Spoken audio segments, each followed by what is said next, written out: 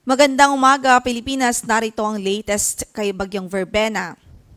Muli pa nga po itong lumakas at ngayon ay taglay na ang maximum winds na umaabot sa 85 kilometers per hour near the center at gustiness pong umaabot sa 105 kilometers per hour at ang kanyang pagkilos west-northwestward at 25 kilometers per hour. At base nga po sa pinakahuling datos, nakita ang kanyang sentro sa layong 130 kilometers kanluran ho yan ng Coron, Palawan. So sa ngayon, the worst is not yet over most of Palawan areas dahil apektado pa rin ito ang malaking bahagi ng Palawan ay apektado pa rin ng bagyong si Verbena maging ang ilang bahagi ng Occidental Mindoro. And even yung mga pag-ulan ay pwede pa rin maranasan sa natitirang bahagi pa o sa kanlurang bahagi ng Luzon at maging sa Western Visayas dahil nga po sa epekto nitong si bagyong Verbena. Based po sa track na ipinalabas natin ngayon 5 a.m. bulletin, so pinapakita nga po nito that as of 2 a.m. ay nakalagpas na po ng landmass ang sentro nitong si Verbena. Pero yung kanyang radius, hagip pa rin ang malaking bahagi ng Palawan and even may possible direct impact pa rin ito sa Occidental Mindoro. Kung kaya't may mga areas pa rin na nakataas ang ating tropical cyclone wind signal. At kung makikita po natin, west-northwestward ang kanyang magiging movement sa mga susunod na oras and by afternoon mamaya, posible po nasa hilagang bahagi na po ito ng Kalayaan Islands, yung kanyang sentro. And most likely by tomorrow morning, early morning ay nasa labas na po iyan ng ating area of responsibility as severe tropical storm. So halos tuloy-tuloy lang ang pag-intensify o paglakas nitong bagyo habang nasa West Philippine Sea siya hanggang makalabas po ito ng ating area of responsibility. Kaugnay dyan, nakataas pa rin nga po ang signal number 2 ngayon dito sa Calamian Islands at extreme northern portion ng mainland Palawan, partikular po dito sa El Nido at maging sa Taytay, municipalities of El Nido at Taytay. So dyan sa areas na yan ay pwede pa rin ang minor to moderate threat to life and property na magiging impact nitong bagyong si Verbena. So possible pa rin yung 62 to 88 kilometers per hour na lakas ng hangin na maranasan doon ng ating mga kababayan. So doble ingat pa rin ho at we're hoping by this time ay nasa safe shelters pa rin ang ating mga kababayan doon. Samantala yung signal number 1 ay nakataas naman po sa Occidental Mindoro, sa northern and central portions ng Palawan kasama na ang Cuyo Islands at maging ang Kalayaan Islands. Yung natitirang bahagi pa yan ng northern portion ng Palawan. So kasama na yung mga isla ng Cuyo at Kalayaan. So sa signal number 1 ay pwede po yung impact na minimal to minor threat to life and property. So again, ito yung mga areas kung saan ay directly affected pa rin ho ng lakas ng hangin o yung pagbugso ng hangin dulot ni Bagyong Verbena.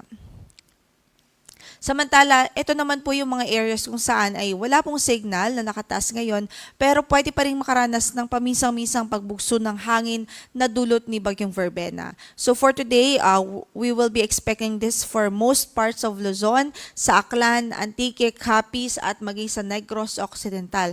And by tomorrow ay possible pa rin sa Batanes, Cagayan, Isabela, Cordillera Administrative Region, dito po sa Ilocos Region, Zambales, Bataan, Metro Manila, Cavite, Occidental Mindoro at maging sa Palawan. By the way, ito po yung mga areas na yan, yung gustiness o yung pagbugso-bugso ng hangin na pwedeng maranasan ay dulot po ng amihan din, yung northeast monsoon doon sa northern part ng Luzon at maging yung si Tropical Cyclone Verbena.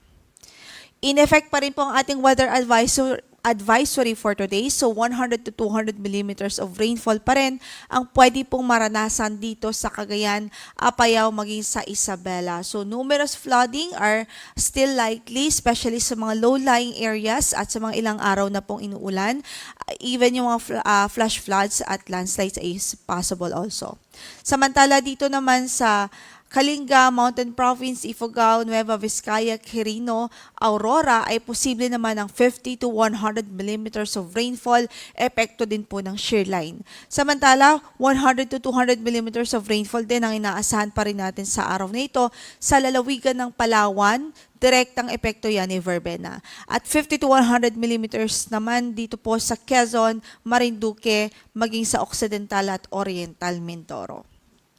By tomorrow, possible pa rin po yung malakas hanggang sa matinding pagbuhos ng ulan dito sa Cagayan maging sa Apayao. Epekto po yan ng shear line. Samantala sa Kalinga at Isabela ay pwede pa rin ng 50 to 100 millimeters of rainfall dahil din po sa shear line.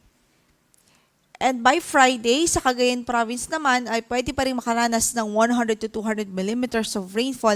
Sa Cagayan Province po yan, epekto ng shear line, habang 50 to 100 millimeters of rainfall naman sa Apayao at maging sa Isabela. So sa natitirang bahagi nga po ng ating bansa, kung makikita po natin, halos cloudy pa rin ang conditions sa halos buong Luzon at ilang bahagi ng Western Visayas. So maulan pa rin, may mga pag-ulan at gusty winds pa rin o pagbugso ng hangin sa Palawan at Occidental Mindoro, epekto ni verbena. Samantala, maulap na papawirin na may mga kalat-kalat na pag-ulan at mga tsansa po ng mga thunderstorms o pagkidlat pagkulog dito sa Zambales, Bataan, dito sa Metro Manila, dito din po sa Batangas, Batangas, Cavite, Laguna, Rizal, sa natitirang bahagi pa ng Mimaropa, maging sa Aklan at Antique. So, we're expecting high chance of rainfall today dahil po sa direktang epekto ni Bagyong Verbena. Samantala, as we have mentioned earlier, yung shear line nakakaapekto sa silangang bahagi ng Northern at Central Luzon at ito po yung magpapaulan doon sa araw na ito. And yung natitirang bahagi naman ng Northern Luzon, yung Batanes at Ilocos Region, ay pwede ring makaranas ng maulap na papawirin at mga pag-ulan dahil naman po sa epekto ng amihan. For Bicol Region at sa natitirang bahagi pa ng Visayas at sa halos buong Mindanao ay improving weather naman ang mararanasan po sa araw na ito.